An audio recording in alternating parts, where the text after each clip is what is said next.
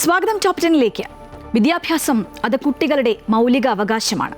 അതിന് സാമ്പത്തികവും ദൂരവും ഒന്നും തടസ്സമാകരുത്. സംസ്ഥാനത്ത് 1 കിലോമീറ്റർ ചുറ്റളവിൽ പ്രൈമറി സ്കൂളും 3 കിലോമീറ്ററിനുള്ളിൽ അപ്പർ പ്രൈമറി സ്കൂളും ഉറപ്പാക്കണമെന്ന സുപ്രീം കോടതിയുടെ ഇന്നത്തെ ഉത്തരവ് പ്രതീക്ഷയേകുന്നതാണ്. കോടതി ചോദിച്ചതുപോലെ 100% സാക്ഷരതയുള്ള കേരളം സ്കൂൾ സ്ഥാപിക്കുന്നതിനെ എന്തിനെതിർക്കണം? മുക്കിന് ബിവറേജസ് ഔട്ട്ലെറ്റുകൾ വരെയുള്ള കേരളത്തിൽ എന്തുകൊണ്ട് സ്കൂളുകളായിക്കൂടാ എന്ന് ചോദിക്കുന്നവരുമുണ്ട്. ഇന്നത്തെ വാർത്തകൾ സമഗ്രമായി നോക്കാം. ആദ്യം 10 പ്രധാന വാർത്തകളിലേക്ക്.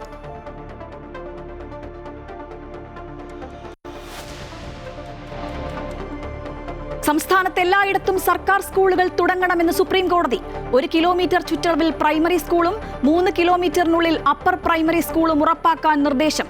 സ്ഥലം പഞ്ചായത്ത് കണ്ടെത്തണം. സ്വകാര്യ സ്കൂളുകൾ അനുമതിക്കായി വരേണ്ട എന്നും കോടതി. പോലീസ് സ്റ്റേഷനുകളിൽ CCTV സ്ഥാപിക്കുന്നതിൽ റിപ്പോർട്ട് സമർപ്പിക്കാത്തതിൽ കേന്ദ്രത്തിനും സംസ്ഥാനങ്ങൾക്കും സുപ്രീം കോടതിയുടെ വിമർശനം.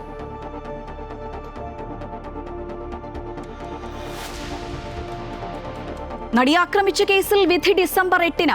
8ാം പ്രതി ദിലീപിന് നിർണായകം. കേസ് പരിഗണിക്കുന്നത് എറണാകുളം പ്രിൻസിപ്പൽ സെഷൻസ് കോടതി. വിധി വരുന്നത് കുറ്റകൃത്യം നടന്ന 8 വർഷങ്ങൾക്ക് ശേഷം.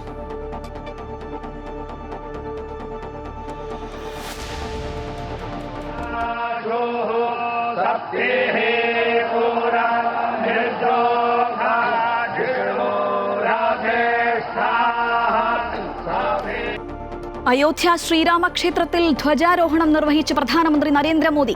രാമക്ഷേത്രം ഭാരതീയ സംസ്കാരത്തിന്റെയും പൈതൃകത്തിന്റെയും പ്രതീകമെന്ന് മോദി. ചടങ്ങിൽ പങ്കെടുത്ത RSS സർസംഘചാലക് ഡോക്ടർ മോഹൻ ഭാഗവത് ഉൾപ്പെടെയുള്ള പ്രമുഖർ. ഉയർത്തിയ കാവ്യപതാകയിൽ സൂര്യനും ഓംകാരവും കോവിദാര വൃക്ഷത്തിന്റെ ചിത്രം.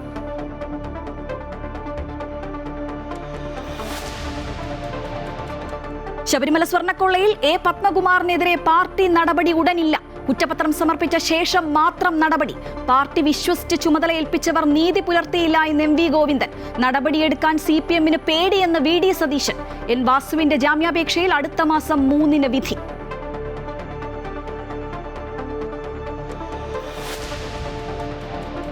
പോലീസിന് നേരെ ബോംബെറിഞ്ഞ കേസിൽ പയ്യന്നൂരിലെ ഇടത് സ്ഥാനാർത്ഥി VK നിഷാദിന് 20 വർഷം തടവ്. ജനപ്രതിനിധിയാകുന്നതിൽ നിഷാദിന് വിധി തടസ്സം. പത്രിക തള്ളിയതിനെതിരെ കോൺഗ്രസ് സ്ഥാനാർത്ഥി LC ജോർജ് സമർപ്പിച്ച ഹർജിയിൽ ഹൈക്കോടതി ഇടപെട്ടില്ല. തെരഞ്ഞെടുപ്പിൽ പലയിടത്തും മുന്നണികളിൽ പ്രതിസന്ധി.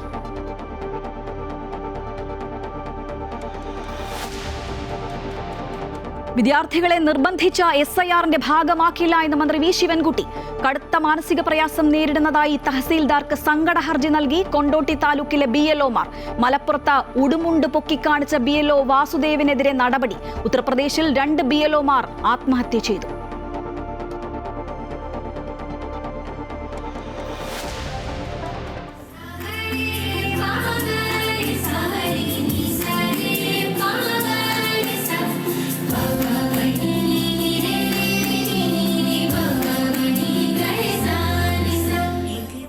യൂറോപ്യൻ സന്ദർശനത്തിന്റെ ഭാഗമായി ലണ്ടനിലെത്തിയ സദ്ഗുരു ശ്രീ മാതാ അമൃതാനന്ദമയി ദേവിക്ക് ഊഷ്മള സ്വീകരണം.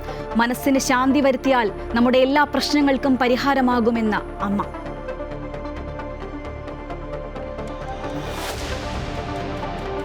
അടുത്ത വർഷത്തെ T20 ലോകകപ്പ് ഷെഡ്യൂൾ പ്രഖ്യാപിച്ചു. ആദ്യ മത്സരം മുംബൈയിൽ. ഇന്ത്യയും പാകിസ്ഥാനും ഒരേ ഗ്രൂപ്പിൽ. നേർക്കുനേർ പോരാട്ടം ഫെബ്രുവരി 15-ന്. ദക്ഷിണാഫ്രിക്കയ്ക്കെതിരായ ടെസ്റ്റിൽ നാണം കെട്ട തോൽവി ഒഴിവാക്കാൻ സമനിലയ്ക്കായി പൊരുതി ഇന്ത്യ. 4-ാം ദിനം 2 വിക്കറ്റ് നഷ്ടത്തിൽ 27 റൺസ് എന്ന നിലയിൽ.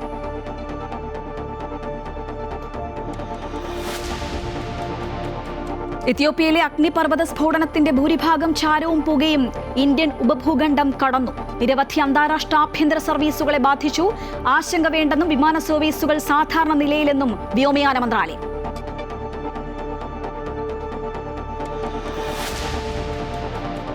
Story of the day. അക്കരെ ഇക്കരെ ആനന്ദം.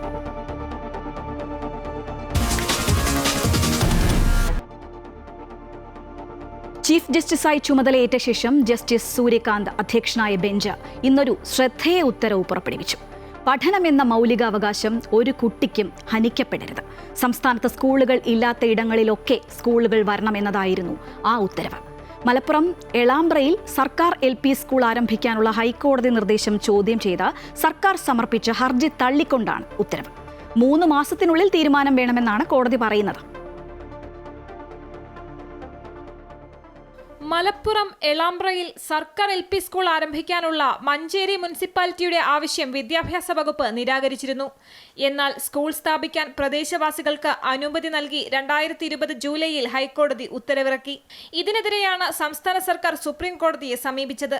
എളാമ്പ്ര മേഖലയിൽ നടത്തിയ ശാസ്ത്രീയ പരിശോധനയിൽ വിദ്യാർത്ഥികൾക്ക് വിദ്യാഭ്യാസത്തിനാവശ്യമായ സൗകര്യങ്ങൾ ഉണ്ടെന്നും അതിനാൽ പുതിയ സ്കൂൾ ആവശ്യമില്ലെന്നും സംസ്ഥാന സർക്കാർ സുപ്രീം കോടതിയെ അറിയിച്ചിരുന്നു. എന്നാൽ ഹർജി തള്ളിയ chief justice Suryakant, justice Joymalya Bagchi എന്നിവരടങ്ങിയ ബെഞ്ച് 2009 വിദ്യാഭ്യാസ അവകാശ നിയമപ്രകാരം സ്കൂളുകൾ സ്ഥാപിക്കാൻ സംസ്ഥാന സർക്കാരിന് നിർദ്ദേശം നൽകി.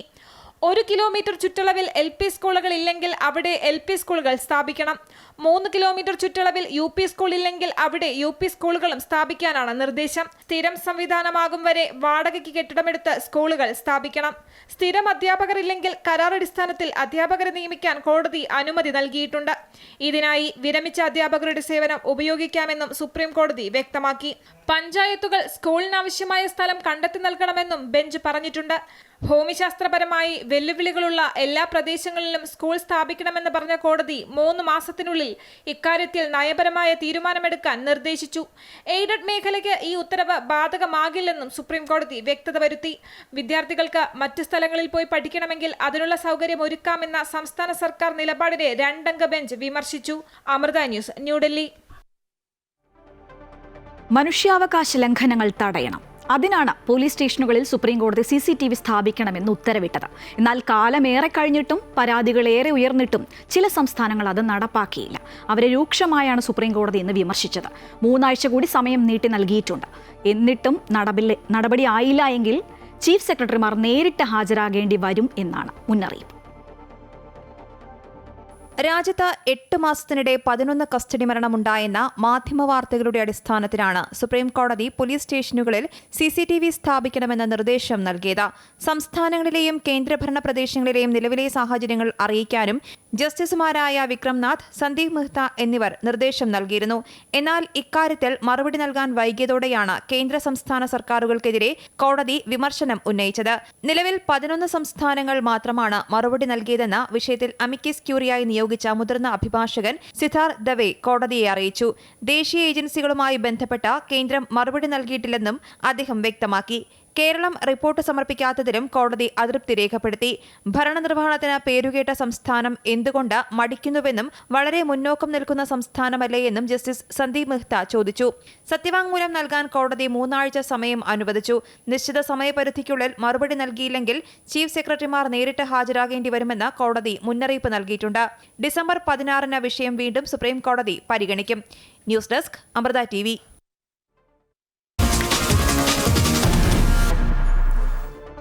കേരളം കാത്തിരിക്കുന്ന ആ വിധി ഡിസംബർ 8-ന്.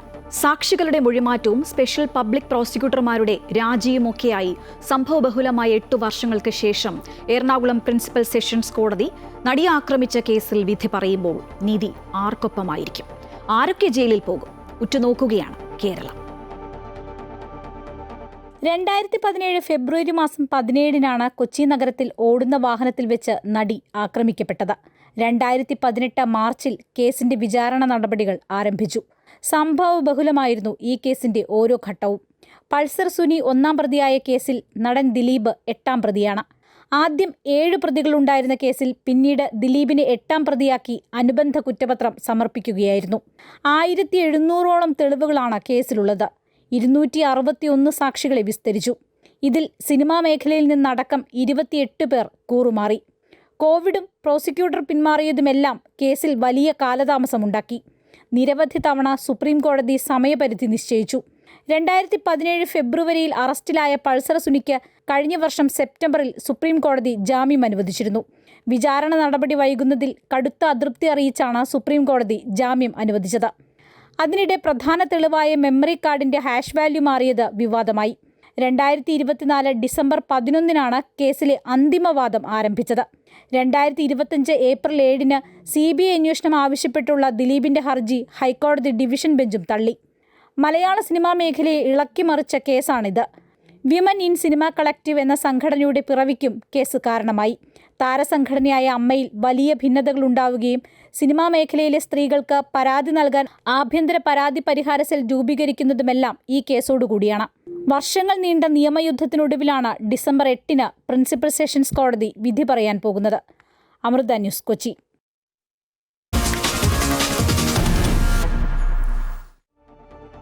നൂറ്റാണ്ടുകളുടെ കാത്തിരിപ്പിന് വിരാമം.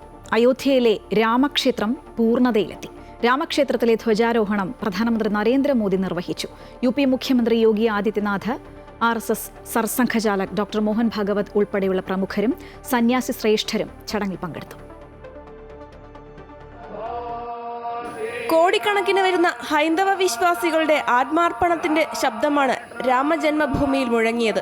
2020 തുടങ്ങിയ ശ്രീരാമക്ഷേത്രത്തിന്റെ നിർമ്മാണത്തിന്റെ പ്രാണപ്രതിഷ്ഠ നടന്നത് 2024. ധ്വജാരോഹണത്തോടെ ഇന്നത് പൂർണ്ണതയിലേക്ക് എത്തി. പ്രധാനമന്ത്രി നരേന്ദ്രമോദിയും RSS സർസംഘചാലക് ഡോക്ടർ മോഹൻ ഭാഗവതും ചേർന്ന് ധ്വജാരോഹണം നിർവഹിച്ചു. സൂര്യൻ, ഓം, കവിതാര വൃക്ഷം എന്നിവ ആലേഖനം ചെയ്ത കാവിപ്പതാക ഭാരതീയ സംസ്കാരം വിളിച്ചോതി ധ്വജത്തിൽ ഉയർന്നു നിന്നു.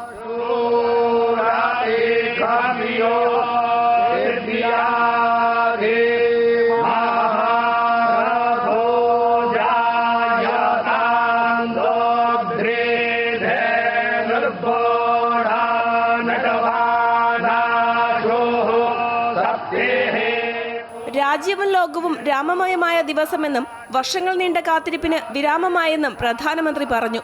ആര് വിചാരിച്ചാലും രാമഭക്തരുടെ വിശ്വാസത്തെ തടയാനാകില്ലെന്നും അദ്ദേഹം കൂട്ടിച്ചേർത്തു. राम यानी जनता के सुख को सर्वोपरि रखना, प्रजा सुखत्वे चंद्रस्य. राम यानी धर्म और क्षमा का दरिया, वसुधाया क्षमा गुणे है. राम यानी ज्ञान और विवेक की पराकाष्ठा.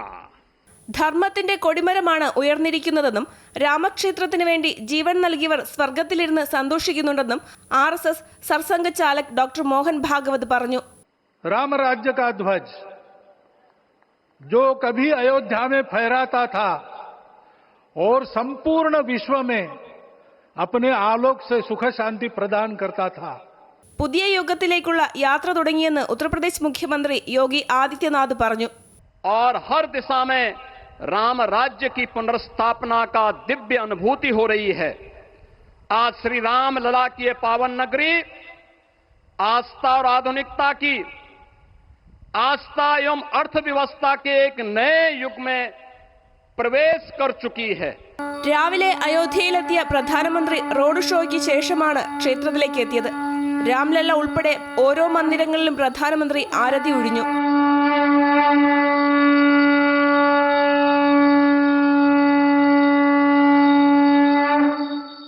ഉത്തർപ്രദേശ് ഗവർണർ ആനന്ദിബെൻ പട്ടേൽ, കാശി, അയോധ്യ എന്നിവിടങ്ങളിൽ നിന്നുള്ള 108 സന്യാസി വര്യന്മാർ, കലാകായിക സാംസ്കാരിക രംഗത്തെ പ്രമുഖർ എന്നിവർ ചടങ്ങുകളുടെ ഭാഗമായി. ക്ഷേത്രത്തിന്റെ നിർമ്മാണത്തിൽ പങ്കാളികളായ തൊഴിലാളികൾ, ശില്പികൾ, പ്രദേശത്തെ ജനങ്ങൾ എന്നിവരുടെയും പങ്കാളിത്തം ഉറപ്പാക്കിയിരുന്നു. ഇവരുമായി പ്രധാനമന്ത്രി നരേന്ദ്രമോദി സംവദിച്ചു. അമൃത ന്യൂസ്, ന്യൂഡൽഹി. രാമജന്മഭൂമിയിൽ ഇന്നുയർന്നത് ശ്രീരാമന്റെ പതാക. ഓംകാരവും സൂര്യനും കോവിതാര വൃക്ഷവും ആലേഖനം ചെയ്ത സവിശേഷ ധ്വജം ഇനി എന്നും അവിടെ പാറും. രാമരാജ്യത്തിന്റെ ആദർശങ്ങൾ ഉൾക്കൊള്ളുന്ന കാവിപ്പതാക അയോധ്യയ്ക്ക് സ്വന്തം. അയോധ്യയുടെ സൂര്യവംശി രഘുകുല പാരമ്പര്യങ്ങളുടെ അഭിമാനകരമായ ഓർമ്മപ്പെടുത്തൽ കൂടിയാണ് ഈ പതാക. 3 ചിഹ്നങ്ങളാണ് പതാകയിലുള്ളത്: ഓം, സൂര്യൻ, കോവിതാരം. പതാകയിൽ ചിത്രീകരിച്ചിരിക്കുന്ന സൂര്യൻ ശ്രീരാമന്റെ സൂര്യവംശി പാരമ്പര്യത്തെ സൂചിപ്പിക്കുന്നു. വാൽമീകി രാമായണത്തിലെ പരാമർശമുള്ള വൃക്ഷമാണ് കോവിതാരം. ആദിമന്ത്രമാണ് ഓംകാരം. ക്ഷേത്രത്തിലെ ശിഖരത്തിലെ 191 അടി ഉയരത്തിലാണ് പതാക സ്ഥാപിച്ചത്. കാവി നിറത്തിൽ ത്രികോണ ആകൃതിയിലാണ് പതാക.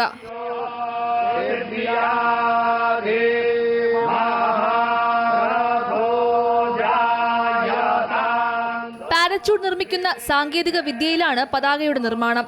ഏതുതരം കാലാവസ്ഥയെയും പ്രതിരോധിക്കാൻ സാധിക്കും. കൂടുതൽ കാലം നിലനിൽക്കുന്നതിന് വേണ്ടിയാണ് ഈ രീതിയിൽ നിർമ്മാണം. 22 അടി നീളവും 11 അടി വീതിയുമാണ് പതാകയ്ക്കുള്ളത്. ഏകദേശം 2.5 കിലോഗ്രാം ഭാരം വരും. രാമക്ഷേത്രത്തിൽ വാൽമീകി രാമായണത്തെ അടിസ്ഥാനമാക്കി ശ്രീരാമന്റെ ജീവിതത്തിൽ നിന്നുള്ള 87 ഭാഗങ്ങൾ കല്ലിൽ കൊത്തിയിട്ടുണ്ട്. ഇന്ത്യൻ സംസ്കാരത്തെ പ്രതിനിധീകരിക്കുന്ന 79 വെങ്കല രൂപങ്ങൾ ചുറ്റുമതിലുകളിൽ കാണാം. News desk Amrita TV.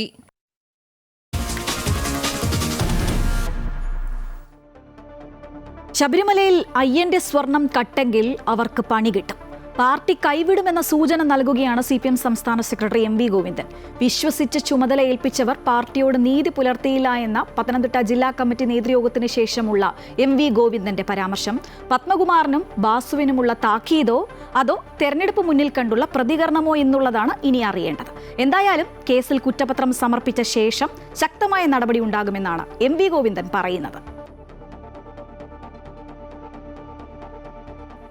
Devaswom board മുൻ പ്രസിഡന്റുമാരുടെ അറസ്റ്റിനു ശേഷം പാർട്ടിക്കുള്ളിൽ നിന്നുൾപ്പെടെ വിവിധ കോണുകളിൽ നിന്നും വിമർശനങ്ങൾ ഉയരുന്നതിനിടെയാണ് CPM പത്തനംതിട്ട ജില്ലാ കമ്മിറ്റി യോഗം ചേർന്നത്. ഈ നേതൃയോഗത്തിലാണ് N വാസുവിനെയും പത്മകുമാറിനെയും ഉന്നം വച്ച CPM സംസ്ഥാന സെക്രട്ടറി MV ഗോവിന്ദൻ പ്രതികരിച്ചത്. പാർട്ടി വിശ്വസിച്ച് ചുമതല ഏൽപ്പിച്ചവർ പാർട്ടിയോട് നീതി പുലർത്തിയില്ല. കുറ്റപത്രം സമർപ്പിച്ച ശേഷം തെളിവുണ്ടെങ്കിൽ ശക്തമായ നടപടിയുണ്ടാകും.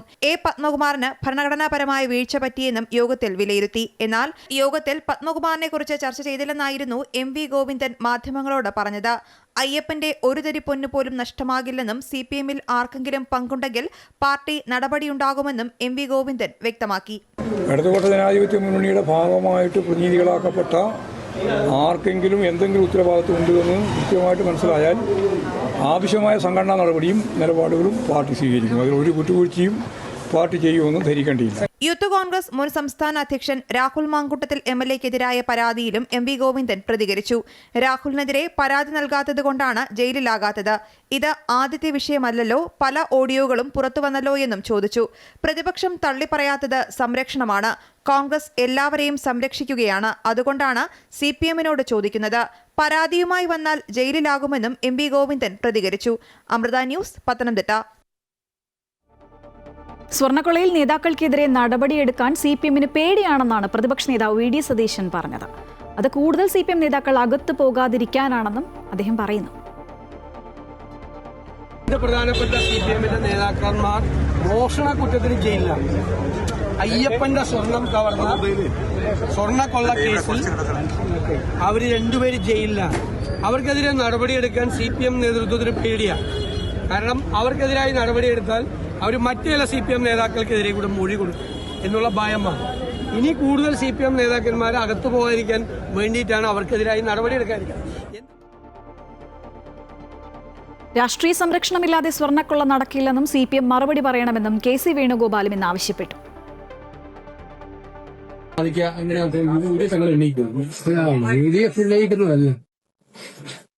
കേരളത്തിലെ ജനങ്ങളുടെ മനസ്സിനകത്ത് ഒരു നോവായിട്ട് നിൽക്കുന്ന ഒരു പ്രശ്നമായിട്ട് ശബരിമലയിലെ സ്വർണ്ണപ്പാളി വിഷയം മാറി കഴിഞ്ഞിട്ടുണ്ട്. ഹൈക്കോടതിയുടെ മുൻകൈയിൽ നടത്തിയ അന്വേഷണം കൊണ്ട് മാത്രമാണ് രണ്ട് ദേവസ്വം മുൻ പ്രസിഡന്റുമാർ അറസ്റ്റിലാവുകയും ഉദ്യോഗസ്ഥന്മാരോടൊക്കെ അറസ്റ്റിലാവുകയും ചെയ്തിട്ടുണ്ട്. ശബരിമല സ്വർണ്ണക്കൊള്ളയിൽ പ്രതികളായ മുൻ ദേവസ്വം കമ്മീഷണർ N വാസുവിനും തിരുവാഭരണം കമ്മീഷണറായിരുന്ന KS ബൈജുവിനും ജാമ്യം കിട്ടുമോ? വാദം പൂർത്തിയായിട്ടുണ്ട്. നവംബർ 29-ന് KS ബൈജുവിന്റെയും ഡിസംബർ 3-ന് N വാസുവിന്റെയും ജാമ്യാപേക്ഷയിൽ വിധി പറയും. പത്മകുമാറിനെ അന്വേഷണ സംഘത്തിന് കസ്റ്റഡിയിൽ കിട്ടുമോ എന്നുള്ളത് നാളെ അറിയാം. കൊല്ലം വിജിലൻസ് കോടതിയാണ് ഇരുവരുടെയും ജാമ്യാപേക്ഷ പരിഗണിച്ചത്. N വാസു വിരമിച്ചതിനു ശേഷമാണ് സ്വർണ്ണപ്പാളികൾ ഉണ്ണികൃഷ്ണൻ പോറ്റിക്ക് കൈമാറിയതെന്ന് പ്രതിഭാഗം വാദിച്ചു. തിരുവിതാംകൂർ ദേവസ്വം ബോർഡിന്റെ ഉത്തരവിറങ്ങിയപ്പോഴും വാസു ചുമതലയിലുണ്ടായിരുന്നില്ല. നടപടികൾ തുടങ്ങുന്നതിന് മുൻപ് തന്നെ N വാസു വിരമിച്ചു. വാസുവിന്റെ അറിവോടെയല്ല ഒന്നും നടന്നതെന്നും പ്രതിഭാഗം വാദിച്ചു. മുരാരി ബാബു കൈമാറിയ കത്ത് ഉചിതമായ തീരുമാനമെടുക്കുന്നതിന് ബോർഡിന് കൈമാറുക മാത്രമാണ് N വാസു ചെയ്തത്. അതിനെ ശുപാർശ ചെയ്തുവെന്ന് പറയാനാകില്ലെന്നും പ്രതിഭാഗം വാദിച്ചു. എന്നാൽ N വാസുവിനും KS ബൈജുവിനും ജാമ്യം അനുവദിക്കരുത് എന്നാണ് പ്രോസിക്യൂഷൻ വാദം. 29-ന് KS ബൈജുവിന്റെയും ഡിസംബർ 3-ന് N വാസുവിന്റെയും ജാമ്യാപേക്ഷയിൽ കൊല്ലം വിജിലൻസ് കോടതി വിധി പറയും. ശബരിമല സ്വർണ്ണക്കൊള്ളയിൽ N വാസുവിനെ അറസ്റ്റ് ചെയ്തതിലൂടെ നിർണായക വിവരങ്ങളാണ് SITക്ക് ലഭിച്ചത്. കഴിഞ്ഞ ദിവസം റിമാൻഡ് കാലാവധി കോടതി വീണ്ടും നീട്ടിയിരുന്നു. ശബരിമല അഡ്മിനിസ്ട്രേറ്റീവ് ഓഫീസറായിരുന്ന മുരാരി ബാബുവിന്റെ ജാമ്യാപേക്ഷയിൽ നാളെയാണ് വിധി. ഏറ്റവും ഒടുവിൽ അറസ്റ്റിലായ പത്മകുമാറിനായുള്ള അന്വേഷണ സംഘത്തിന്റെ കസ്റ്റഡി അപേക്ഷയും കോടതി നാളെ പരിഗണിക്കും. അമൃത ന്യൂസ്, കൊല്ലം.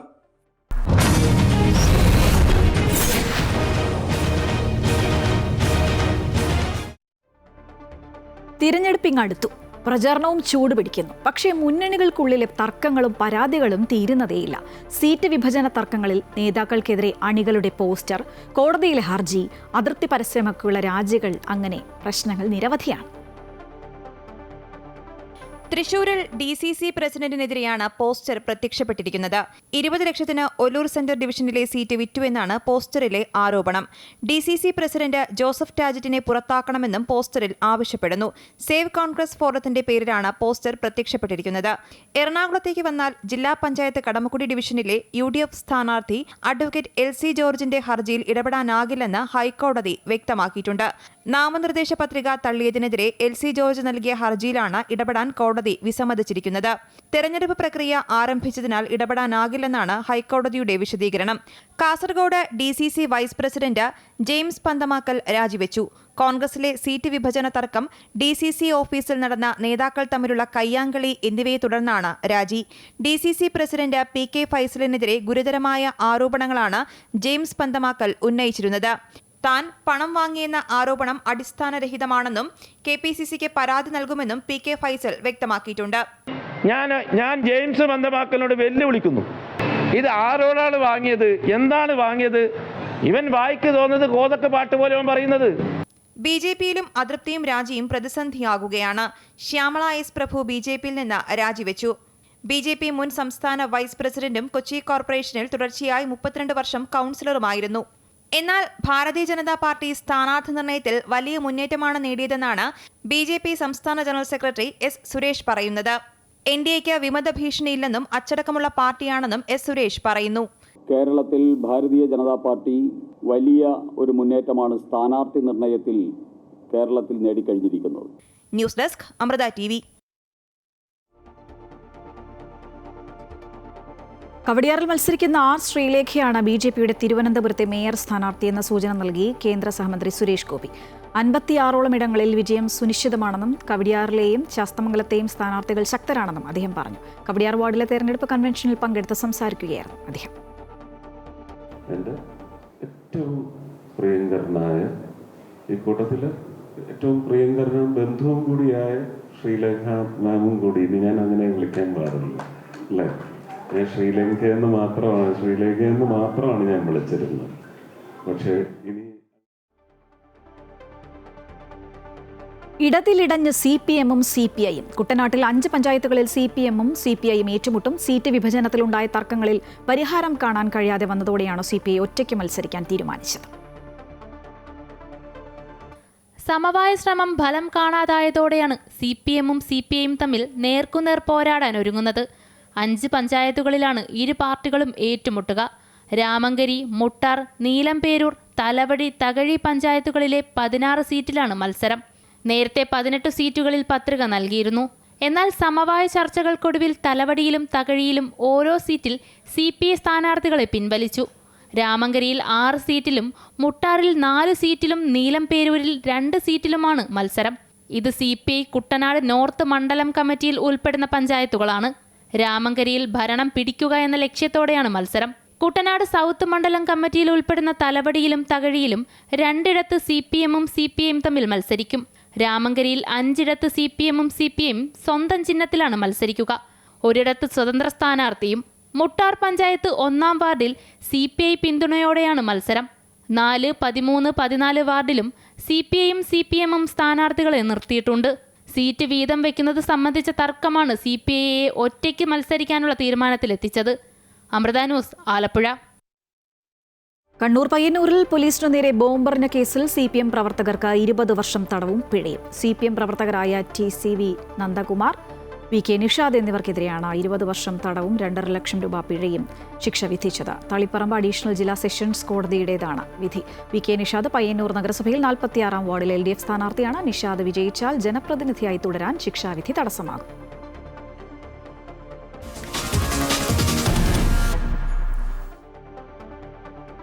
സമഗ്ര വോട്ടർ പട്ടിക പരിഷ്കരണത്തിൽ BLOമാർക്ക് ജോലിഭാരമേറുന്നു എന്ന പരാതി ഉയരുമ്പോൾ സഹായത്തിനായി വിദ്യാർത്ഥികളുടെയും പൊതുജനങ്ങളുടെയും സേവനം ഉപയോഗിക്കാമെന്ന ആശയം വന്നു. അതിന്ന് മുഖ്യ തെരഞ്ഞെടുപ്പ് ഓഫീസർ വ്യക്തമാക്കി. ഒരു വിദ്യാർത്ഥിയെയും പക്ഷേ നിർബന്ധിക്കില്ല. ഇക്കാര്യം അറിയിച്ച് ഇലക്ട്രൽ രജിസ്ട്രേഷൻ ഓഫീസർമാർ വിദ്യാഭ്യാസ സ്ഥാപനങ്ങൾക്ക് കത്തും അയച്ചു. പക്ഷേ SIR-നായി വിദ്യാർത്ഥികളെ വിട്ട് നൽകില്ല എന്നാണ് വിദ്യാഭ്യാസ മന്ത്രി പറയുന്നത്. SIR നടപ്പാക്കുന്നതുമായി ബന്ധപ്പെട്ട് വിവാദങ്ങൾ പുകയുന്നതിനിടെയാണ് വോട്ടർ പട്ടിക പരിഷ്കരണത്തിന് വിദ്യാർത്ഥികളെ ഉപയോഗപ്പെടുത്തുന്നത് സ്ഥിരീകരിച്ചുകൊണ്ട് മുഖ്യ തെരഞ്ഞെടുപ്പ് ഓഫീസർ രത്തൻ യു ഖേൽക്കർ രംഗത്തെത്തിയത്. ആവശ്യാനുസരണം വിദ്യാർത്ഥികളുടെ സേവനം ഉപയോഗിക്കാം. കളക്ടർമാർ NSS വളണ്ടിയർമാരുടെയും ഇലക്ട്രൽ സാക്ഷരതാ ക്ലബ്ബ് അംഗങ്ങളുടെയും സഹായം തേടിയിട്ടുണ്ടെന്നും അദ്ദേഹം അറിയിച്ചു. DEOമാർക്ക് BLOമാരെ സഹായിക്കാൻ പൊതുജനങ്ങളുടെ പിന്തുണ ഉപയോഗിക്കാമെന്നും മുഖ്യ തെരഞ്ഞെടുപ്പ് ഓഫീസർ വ്യക്തമാക്കി. SIR ജോലികൾക്ക് വിദ്യാർത്ഥികളെ വിട്ടുനൽകണമെന്നാവശ്യപ്പെട്ട ഇലക്ട്രൽ രജിസ്ട്രേഷൻ ഓഫീസർമാർ വിദ്യാഭ്യാസ സ്ഥാപനങ്ങൾക്ക് കത്തയച്ചിട്ടുണ്ട്. എന്യൂമറേഷൻ ഫോം ശേഖരിക്കാനും ഡിജിറ്റലൈസേഷനുമാണ് വിദ്യാർത്ഥികളുടെ സേവനം ഉപയോഗിക്കുന്നത്. ഈ മാസം 30 വരെ NCC NSS വളണ്ടിയർമാരെ വേണമെന്നാവശ്യപ്പെട്ടാണ് വിദ്യാഭ്യാസ സ്ഥാപനങ്ങൾക്ക് കത്ത് നൽകിയത്. എന്നാൽ SIR-ന്റെ പ്രവർത്തനത്തിനായി വിദ്യാർത്ഥികളെ വിട്ടുനൽകില്ലെന്ന് വിദ്യാഭ്യാസ മന്ത്രി വി ശിവൻകുട്ടി വ്യക്തമാക്കി. നമ്മുടെ കുട്ടികളുടെ വിദ്യാഭ്യാസത്തെ ബാധിക്കുന്ന രീതിയിൽ ഒരു കാരണവശാലും ഇത്തരത്തിലുള്ള ഉത്തരവാദിത്തങ്ങൾ വിദ്യാർത്ഥികളെ ചുമതലപ്പെടുത്താൻ വേണ്ടി പാടില്ല. പരീക്ഷാകാലമായതിനാൽ ഇത് വിദ്യാർത്ഥികളെ ബുദ്ധിമുട്ടിക്കുമെന്നാണ് അധ്യാപകരുടെ നിലപാട്. അമൃത ന്യൂസ്, തിരുവനന്തപുരം. വോട്ടർ പട്ടിക പുതുക്കുന്നതുമായി ബന്ധപ്പെട്ട SIR നടപടിക്രമങ്ങൾ കടുത്ത മാനസിക സമ്മർദ്ദത്തിലാക്കുന്നതായി കാണിച്ച് മലപ്പുറത്ത് ബൂത്ത് ലെവൽ ഓഫീസർമാർ തഹസീൽദാർക്ക് സങ്കട ഹർജി നൽകി. കൊണ്ടോട്ടി താലൂക്കിലെ BLOമാർ സംയുക്തമായാണ് കൊണ്ടോട്ടി തഹസീൽദാർക്ക് ഹർജി നൽകിയത്.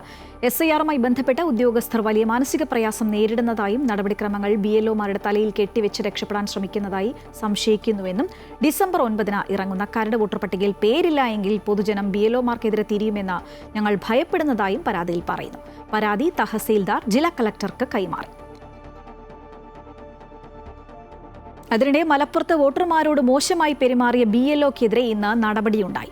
തവനൂർ മണ്ഡലം 38-ാം number Anappadi west LP school ബൂത്തിലെ BLO വാസുദേവനെയാണ് ചുമതലയിൽ നിന്ന് നീക്കിയത്.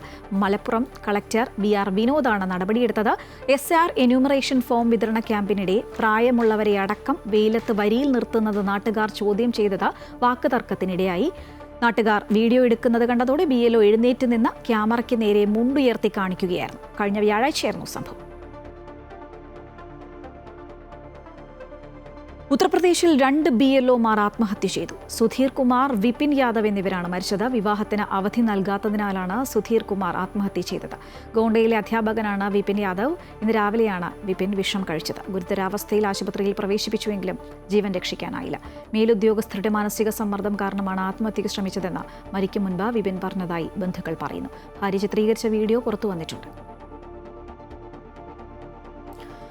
SIR-ൽ കേന്ദ്ര സർക്കാരിനെതിരെ അതിരൂക്ഷ വിമർശനവുമായി പശ്ചിമബംഗാൾ മുഖ്യമന്ത്രി മമതാ ബാനർജി. ബീഹാറിൽ ചെയ്തത് ബംഗാളിൽ നടപ്പാക്കാൻ ശ്രമിക്കരുത് എന്ന് മമത പറയുന്നു. വോട്ടർ പട്ടികയിൽ നിന്ന് അർഹരായവരെ ഒഴിവാക്കാൻ അനുവദിക്കില്ല എന്നും തന്നെ എതിർക്കാനുള്ള ശേഷി BJPക്കില്ല എന്നും മമത പറഞ്ഞു. SIR-നെതിരെ നടത്തിയ പ്രതിഷേധ റാലിയിലായിരുന്നു ബംഗാൾ മുഖ്യമന്ത്രിയുടെ പരാമർശങ്ങൾ. SIR-നെതിരെ രാഷ്ട്രീയമായും നിയമപരമായും അതിശക്തമായ പ്രതിഷേധമാണ് മമതാ ബാനർജിയുടെ നേതൃത്വത്തിൽ പശ്ചിമബംഗാളിൽ നടക്കുന്നത്. BLOമാർക്ക് പിന്നാലെ കോൺഗ്രസും SIR-നെതിരെ തെരുവിലിറങ്ങി. ബഹുജന റാലിയെ അഭിസംബോധന ചെയ്ത മുഖ്യമന്ത്രി മമതാ ബാനർജി അതിരൂക്ഷമായ ഭാഷയിലാണ് കേന്ദ്ര സർക്കാരിനെയും BJPയെയും വിമർശിച്ചത്. ഓരോ തെരഞ്ഞെടുപ്പ് സമയത്തും പുതിയ വോട്ടർ പട്ടികയുമായി വരികയാണ് BJP. 2024-ലെ വോട്ടർ പട്ടിക അസാധു എന്നാണ് ഇപ്പോൾ പറയുന്നത്. അങ്ങനെയെങ്കിൽ ആ വോട്ടർ പട്ടികയുടെ അടിസ്ഥാനത്തിൽ അധികാരത്തിലെത്തിയ പ്രധാനമന്ത്രിയുടെ തെരഞ്ഞെടുപ്പ് അസാധുവല്ലേ എന്ന് മമതാ ബാനർജി ചോദിച്ചു. പണവും അധികാരവും ഉപയോഗിച്ച് ബംഗാളിൽ അധികാരം പിടിക്കാനാണ് BJP ശ്രമിക്കുന്നത്. അത്തരം കളികൾക്ക് നിൽക്കരുതെന്നും അതിനുള്ള കഴിവ് BJPക്കില്ലെന്നും മമത വിമർശിച്ചു. തന്റെ ഹെലികോപ്റ്റർ പിടിച്ചെടുത്തും ബാരിക്കേഡ് വെച്ചും തന്നെ തടയാൻ ശ്രമിക്കാം, പക്ഷേ താൻ പുതിയ വഴി കണ്ടെത്തി മുന്നോട്ടു പോകുമെന്നും അവർ പറഞ്ഞു. അധികാരത്തിൽ താൻ ഉള്ളിടത്തോളം കാലം ആരെയും പട്ടികയിൽ നിന്ന് ഒഴിവാക്കാൻ അനുവദിക്കില്ല. ബീഹാറിൽ ചെയ്ത രീതി ബംഗാളിൽ നടപ്പിലാക്കാൻ വരേണ്ടെന്നും വൈകാതെ ഗുജറാത്തിൽ ഉൾപ്പെടെ BJPക്ക് തിരിച്ചടിയുണ്ടാകുമെന്നും ബംഗാൾ മുഖ്യമന്ത്രി വ്യക്തമാക്കി. যদি দিল্লির নেতারা ভাবেন দিল্লি কা লাড্ডু খেয়েও আশ মেটেনি, বাংলাকে গিলতে হবে, তাহলে জেনে রাখবেন আপনার দিল্লির ক্ষমতা বাংলা দখল করবে. ബംഗ്ലാദേശിൽ നിന്നുള്ള നുഴഞ്ഞുകയറ്റമാണ് പ്രശ്നമെങ്കിൽ ഉത്തർപ്രദേശിലും മധ്യപ്രദേശിലുമൊക്കെ എന്തിന് SIR നടപ്പിലാക്കുന്നുവെന്ന് മമത ചോദിച്ചു. 35 BLOമാർക്കാണ് ഇതുവരെ ജീവൻ നഷ്ടമായിട്ടുള്ളത്. SIR നടപടികൾക്കെതിരെ BLOമാരുടെ പ്രതിഷേധവും തുടരുകയാണ്. ബൂത്ത് ലെവൽ ഓഫീസർമാരുടെ പ്രതിഷേധങ്ങൾ തൃണമൂൽ കോൺഗ്രസിന്റെ ഒത്താശയോടെയാണെന്നും പ്രതിഷേധങ്ങളിൽ പങ്കെടുത്ത് അക്രമം നടത്തുന്നവർ തൃണമൂൽ ഗുണ്ടകളാണെന്നും BJP ആരോപിക്കുന്നുണ്ട്. അമൃത ന്യൂസ്, ന്യൂഡൽഹി.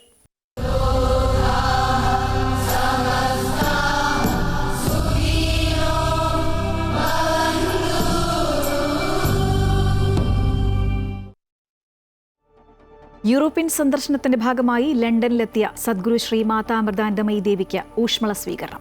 3 ദിവസത്തെ സന്ദർശനത്തിനായാണ് അമ്മ ലണ്ടനിലെത്തിയത്.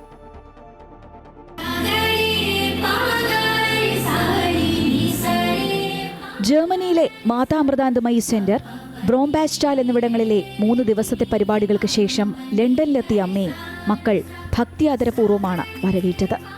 6 വർഷത്തിന് ശേഷം ലണ്ടനിലെത്തിയ അമ്മയെ ഒരു നോക്ക് കാണാനും ആ മാതൃസ്നേഹം നുകരാനുമായി ആയിരക്കണക്കിന് ഭക്തരാണ് ലണ്ടൻ എഷറിലെ സാൻഡൗൺ പാർക്ക് റേസ് കോഴ്സിലെത്തിയത്. പുഷ്പങ്ങളാൽ അലങ്കരിച്ച വേദിയിലേക്ക് അമ്മയെ മക്കൾ സ്നേഹാദരപൂർവ്വം വരവേറ്റു.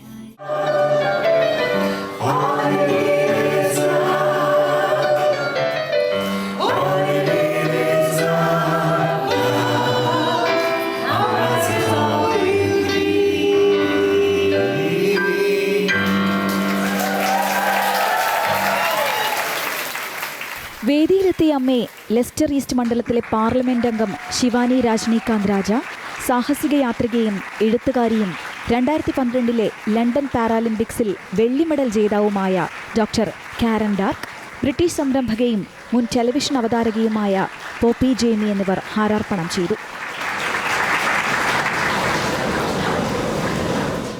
അമ്മ പകരുന്നത് സ്നേഹം മാത്രമാണെന്നും ആ സ്നേഹത്തിനു മുന്നിൽ ജാതി, മതം, വർഗം, ദേശീയത എന്നിവയുടെ അതിരുകളില്ല എന്ന് നമ്മെ ഓർമ്മിപ്പിക്കുന്നുവെന്നും ശിവാനി രാജ്നീകാന്ത് രാജ പറഞ്ഞു.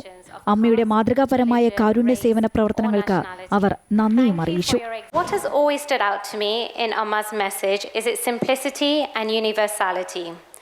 She reminds us that love is our true essence and that love has no limitations of caste, religion, race or nationality. Thank you for your example of this tireless service and for the humanitarian hope and comfort you continue to offer so many people around the world. ലോകശാന്തിക്കായി അമ്മയുടെ നേതൃത്വത്തിൽ പ്രത്യേക പ്രാർത്ഥന നടന്നു. മനസ്സിന് ശാന്തി വരുത്തിയാൽ നമ്മൾ അനുഭവിക്കുന്ന എല്ലാ പ്രശ്നങ്ങൾക്കും പരിഹാരം കാണാൻ പറ്റുമെന്ന് അനുഗ്രഹ പ്രഭാഷണത്തിൽ അമ്മ പറഞ്ഞു. യഥാർത്ഥ ധ്യാനം പരിശീലിച്ചാൽ മനസ്സ് ശുദ്ധമാകും, വ്യക്തിയും അതുവഴി ശുദ്ധീകരിക്കപ്പെടും.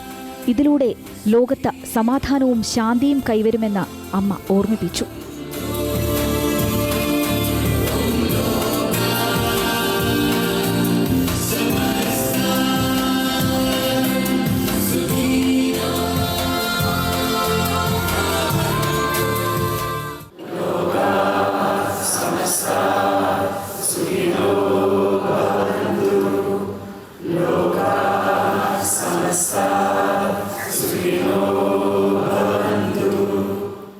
ദിവസത്തെ പരിപാടികൾക്കായി എത്തിയ അമ്മയെ കാണാൻ ആയിരക്കണക്കിന് ആളുകളാണ് ഇംഗ്ലണ്ടിലെ വിവിധ ഭാഗങ്ങളിൽ നിന്നും യൂറോപ്പിലെ മറ്റ് ദേശങ്ങളിൽ നിന്നുമായി ലണ്ടനിലെത്തിയത്.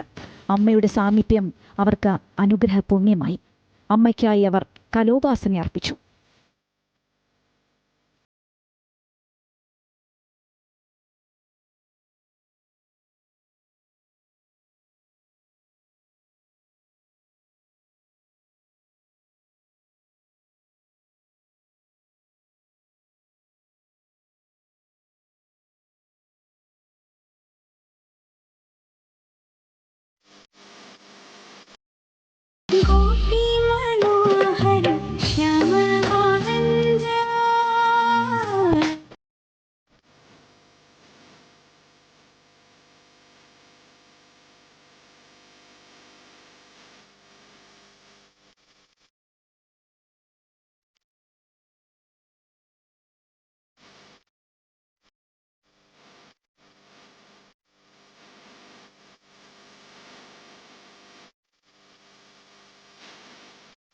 ലണ്ടനിൽ നിന്നും യൂറോപ്പ് സന്ദർശനത്തിന്റെ അവസാന ഘട്ടമായി നെതർലൻഡ്സിലേക്കാണ് അമ്മയുടെ യാത്ര.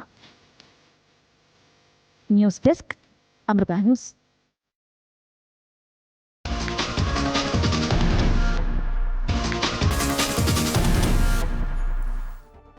2026 T20 ലോകകപ്പ് ഔദ്യോഗിക ഷെഡ്യൂൾ ICC പ്രഖ്യാപിച്ചു. ആതിഥേയരും നിലവിലെ ചാമ്പ്യന്മാരുമായ ഇന്ത്യയും പാകിസ്ഥാനും ഒരേ ഗ്രൂപ്പിൽ ഉൾപ്പെട്ടു. ഫെബ്രുവരി 15 കൊളംബോയിലെ R. പ്രേമദാസ സ്റ്റേഡിയത്തിൽ ഇരു ടീമും ഏറ്റുമുട്ടും. 2026 ഫെബ്രുവരി 7 ടൂർണമെന്റ് ആരംഭിക്കും. മാർച്ച് 8 അഹമ്മദാബാദിലെ നരേന്ദ്രമോദി സ്റ്റേഡിയത്തിലാണ് ഫൈനൽ. 2 സെമി ഫൈനലുകളും കൊൽക്കത്തയിലും മുംബൈയിലുമായി നടക്കും. 2026 ഫെബ്രുവരി 7 കൊളംബോയിൽ പാകിസ്ഥാനും നെതർലാൻഡ്സും തമ്മിലുള്ള മത്സരത്തോടെയാണ് T20 ലോകകപ്പ് ആരംഭിക്കുന്നത്. രോഹിത് ശർമ്മയാണ് ബ്രാൻഡ് അംബാസിഡർ. 10 വർഷത്തിന് ശേഷമാണ് T20 ലോകകപ്പ് ഇന്ത്യയിൽ തിരിച്ചെത്തുന്നത്.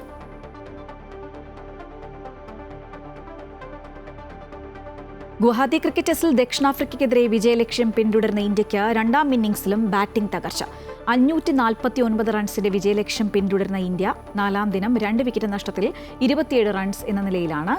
2 റൺസോടെ സായി സുദർശനും 4 റൺസോടെ കുൽദീപ് യാദവുമാണ് ക്രീസിൽ. 13 റൺസെടുത്ത യശസ്വി ജയ്സ്വാളിന്റെയും 6 റൺസെടുത്ത KL രാഹുലിന്റെയും വിക്കറ്റുകളാണ് ഇന്ത്യക്ക് നഷ്ടമായത്.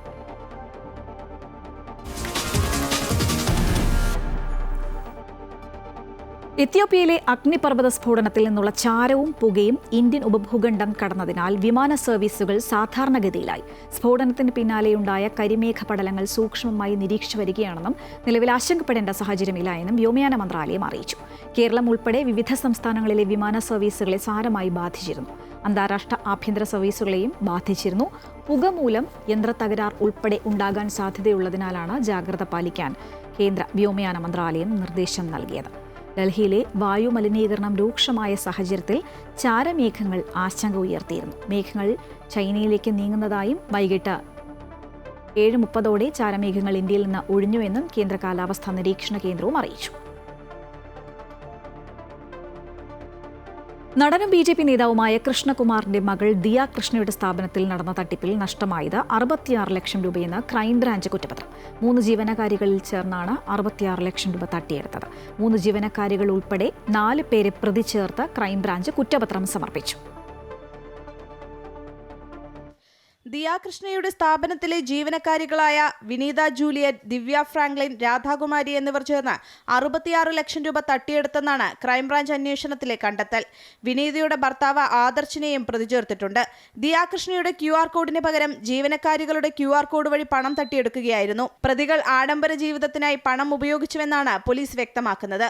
വിശ്വാസവഞ്ചന, മോഷണം, കൈവശപ്പെടുത്തൽ, ചതി എന്നിവയാണ് ഇവർക്കെതിരെ ചുമത്തിയിരിക്കുന്ന കുറ്റങ്ങൾ.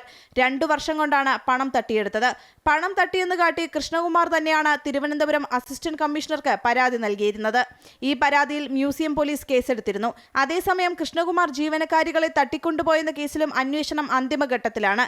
ജീവനക്കാരികളാണ് കൃഷ്ണകുമാറിനെതിരെ എതിർ പരാതി നൽകിയത്. Amrita news, Thiruvananthapuram. SSK fund കേന്ദ്രം ഉടൻ അനുവദിക്കണമെന്ന് വിദ്യാഭ്യാസ മന്ത്രി V. ശിവൻകുട്ടി. ഇക്കാര്യം ചൂണ്ടിക്കാട്ടി സംസ്ഥാന സർക്കാർ കേന്ദ്ര സർക്കാരിന് കത്തയച്ചിട്ടുണ്ട്. വിദ്യാഭ്യാസ അവകാശ നിയമം അനുസരിച്ചുള്ള ഫണ്ടും ഭിന്നശേഷി വിദ്യാർത്ഥികൾക്കായുള്ള ഫണ്ടും അടിയന്തരമായി അനുവദിക്കാൻ കേന്ദ്രത്തിന് പ്രപ്പോസൽ നൽകിയിട്ടുണ്ട് എന്ന് മന്ത്രി പറഞ്ഞു. സമഗ്ര ശിക്ഷ കേരളയ്ക്ക് വിദ്യാഭ്യാസ അവകാശ നിയമപ്രകാരം നൽകുവാനുള്ള ഫണ്ട് കേന്ദ്ര സർക്കാർ ഉടൻ അനുവദിക്കണമെന്ന് ആവശ്യപ്പെടുകയാണ്.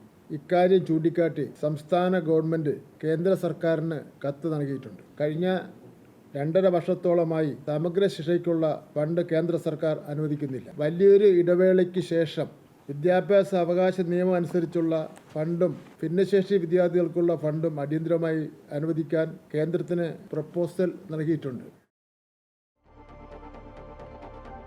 SSKയിലെ മന്ത്രി V. ശിവൻകുട്ടിയുടെ ആരോപണങ്ങൾക്ക് മറുപടിയുമായി BJP സംസ്ഥാന അധ്യക്ഷൻ രാജീവ് ചന്ദ്രശേഖർ 5 വർഷം കൊണ്ട് ഒന്നും നടന്നില്ല എങ്കിൽ ഇങ്ങനെ കഥകൾ പറയുമെന്നും ജനങ്ങൾ വിഡ്ഢികളല്ലെന്നും തെരഞ്ഞെടുപ്പിൽ കൃത്യമായ മറുപടി നൽകുമെന്നും അദ്ദേഹം തിരുവനന്തപുരത്ത് പറഞ്ഞു.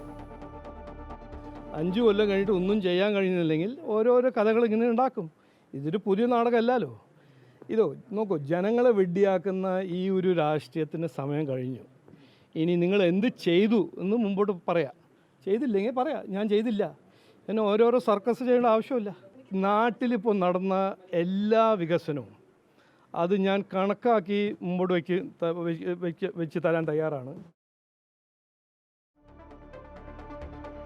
ഗായകൻ സുബീൻ ഗാർഗിന്റെ മരണം കൊലപാതകമെന്ന് അസം മുഖ്യമന്ത്രി ഹിമന്ത ബിശ്വ ശർമ്മ. അസം നിയമസഭയുടെ ശൈത്യകാല സമ്മേളനത്തിലാണ് മുഖ്യമന്ത്രിയുടെ പരാമർശം. സുബീന്റെ മരണത്തിൽ CBI അന്വേഷണം വേണമെന്ന പ്രതിപക്ഷ ആവശ്യം മുഖ്യമന്ത്രി തള്ളി. നിലവിലെ അന്വേഷണത്തിൽ പൂർണ്ണ വിശ്വാസമെന്ന് മുഖ്യമന്ത്രി വ്യക്തമാക്കി. പ്രത്യേക അന്വേഷണ സംഘമാണ് നിലവിൽ കേസ് അന്വേഷിക്കുന്നത്. പ്രതിപക്ഷം കൊലയാളികളെ സംരക്ഷിക്കുന്നുവെന്നും മുഖ്യമന്ത്രി ആരോപിച്ചു. സർദാർ വല്ലഭഭായ് പട്ടേലിന്റെ 180ാം ജന്മവാർഷികാഘോഷങ്ങളുടെ ഭാഗമായി സർദാർ അറ്റ് 150 എന്ന പേരിൽ ഏകതാ പദയാത്രയും പൊതുസമ്മേളനവും സംഘടിപ്പിച്ചു. മേരാ യുവഭാരതാണ് പരിപാടിയുടെ സംഘാടകർ. അമൃത കൈരളി വിദ്യാഭവനിലെ വിദ്യാർത്ഥികൾ ഉൾപ്പെടെ നിരവധി പേർ പരിപാടികളുടെ ഭാഗമായി. കേന്ദ്ര യുവജനകാര്യ കായിക മന്ത്രാലയത്തിന് കീഴിലുള്ള മേര യുവഭാരത് സംഘടിപ്പിച്ച ഏകതാ പദയാത്രയുടെ പൊതുസമ്മേളനം press information bureau additional director general V. Palaniswami ഉദ്ഘാടനം ചെയ്തു. ഭാരതത്തിന്റെ ഏകീകരണത്തിന് സർദാർ വല്ലഭ്ഭായ് പട്ടേൽ നടത്തിയ നിരന്തരമായ പ്രവർത്തനങ്ങൾ യുവതലമുറ കണ്ടുപഠിക്കേണ്ടതുണ്ടെന്ന് അദ്ദേഹം പറഞ്ഞു. Mera Yuva Bharat state director Anilkumar M. ചടങ്ങിൽ മുഖ്യപ്രഭാഷണം നടത്തി. അമൃത കൈരളി വിദ്യാഭവൻ മാനേജർ സജികുമാർ അധ്യക്ഷത വഹിച്ചു. NSS regional director YM Uppin, principal Sindhu S, ജില്ലാ youth officer Suhasan, NCC officer Biju എന്നിവരും ചടങ്ങിന്റെ ഭാഗമായി. സർദാർ വല്ലഭ്ഭായ് പട്ടേലിന്റെ ചിത്രത്തിൽ പുഷ്പാഞ്ജലി അർപ്പിച്ചു. നെടുമങ്ങാട് കോയിക്കൽ പാലസിൽ നിന്ന് ആരംഭിച്ച Ekta padayatra Nedumangad assistant police superintendent Achyut Ashok flag off ചെയ്തു. 600-ലധികം മൈ ഭാരത് വോളണ്ടിയർമാർ, NSS NCC അംഗങ്ങൾ, അമൃത കൈരളി വിദ്യാഭവനിലെ വിദ്യാർത്ഥികൾ എന്നിവർ സജീവ പങ്കാളികളായ പദയാത്ര അമൃത കൈരളി വിദ്യാഭവനിൽ സമാപിച്ചു. Amrita news, Thiruvananthapuram. Kozhikode real estate ഇടനിലക്കാരനായ മാമിയുടെ തിരോധാനവുമായി ബന്ധപ്പെട്ട കേസ് അട്ടിമറിച്ചത് നടക്കാവ് CA ആയിരുന്ന PK ജിജീഷും സംഘവുമെന്ന് അന്വേഷണ report. City narcotic assistant commissioner വകുപ്പ് തല അന്വേഷണ റിപ്പോർട്ട് ഉത്തരമേഖല IGക്ക് കൈമാറി. നീതി ലഭിക്കും വരെ പോരാട്ടം തുടരുമെന്ന് മാമി ആക്ഷൻ കമ്മിറ്റി ഭാരവാഹികൾ വ്യക്തമാക്കി. 2023 ഓഗസ്റ്റ് 23-നാണ് മാമി എന്ന മുഹമ്മദ് ആട്ടൂരിനെ കോഴിക്കോട് CD ടവർ പരിസരത്ത് നിന്ന് കാണാതായത്. ഭാര്യയുടെ പരാതിയിൽ നടക്കാവ് CA ആയിരുന്ന PK പ്രജീഷിൻ്റെ നേതൃത്വത്തിലായിരുന്നു അന്വേഷണം. മാമി തിരോധാന കേസിൽ അട്ടിമറി നടന്നെന്ന പരാതിയെ തുടർന്ന് ഉത്തരമേഖല IG വകുപ്പുതല അന്വേഷണത്തിന് ഉത്തരവിടുകയായിരുന്നു. City narcotic assistant commissioner KE ബോസിൻ്റെ വകുപ്പുതല അന്വേഷണ റിപ്പോർട്ടിലാണ് മാമി തിരോധാന കേസിൽ അട്ടിമറി നടന്നതായുള്ള കണ്ടെത്തൽ. പോലീസ് ശേഖരിച്ച 63 CC ക്യാമറയിലെ ദൃശ്യങ്ങൾ ഹാർഡ് ഡിസ്കിൽ നിന്ന് നഷ്ടപ്പെട്ടതായി CI ജിജീഷ് അന്വേഷണ സംഘത്തിന് മൊഴി നൽകിയിരുന്നു. കേസിന് നിർണായക വഴിത്തിരിവാകുന്ന പല CCTV ദൃശ്യങ്ങളും ജിജീഷും സംഘവും പരിശോധിച്ചില്ലെന്നും വകുപ്പുതല അന്വേഷണത്തിൽ കണ്ടെത്തി. നീതി ലഭിക്കും വരെ പോരാട്ടം തുടരുമെന്ന് മാമി ആക്ഷൻ കമ്മിറ്റി പ്രവർത്തകർ പറഞ്ഞു. ഈ മനുഷ്യനെ CD ടവറിലാണ് ഓഗസ്റ്റ് 22-ാം തീയതി കാണാതാവുന്നത്, രാത്രി അവിടുന്നാണ് കാണാതാവുന്നത്. അവിടുത്തെ CCTV പോലും എടുക്കാൻ പോലീസ് തയ്യാറായിട്ടില്ല. പിതാവിന് എന്തു സംഭവിച്ചെന്ന് അറിയുക തന്നെ വേണമെന്ന് മാമിയുടെ മകൾ പറഞ്ഞു. നമ്മൾ ഫസ്റ്റ് മുതലേ പറയുന്നുണ്ടായിരുന്നു, പോലീസിൻ്റെ ഭാഗത്ത് ഫോൾട്ട് ഉണ്ടായിരുന്നു, അവർ അന്വേഷിച്ചതിൽ പ്രശ്നം ഉണ്ടായിരുന്നു, നമ്മൾ പറഞ്ഞിരുന്നു. പിന്നെ ക്യാമറയുടെ കാര്യം നമ്മൾ ഡയറക്റ്റ് പോലീസിനോട് ചോദിച്ചപ്പോൾ അവർ പറഞ്ഞു കംപ്ലീറ്റ് അവരെടുത്തിട്ടുണ്ടെന്നാണ് പറഞ്ഞത്. പക്ഷെ അതൊന്നും അവരെടുത്തിട്ടില്ല. റിയൽ എസ്റ്റേറ്റ് ഇടനിലക്കാരനായ മാമി തിരോധാന കേസ് കഴിഞ്ഞ 1 വർഷമായി ക്രൈംബ്രാഞ്ചാണ് അന്വേഷിക്കുന്നത്. ആരോപണ വിധേയനായ PK ജിജീഷ് കാസർഗോഡ് CI ആണിപ്പോൾ. അമൃത ന്യൂസ്, കോഴിക്കോട്.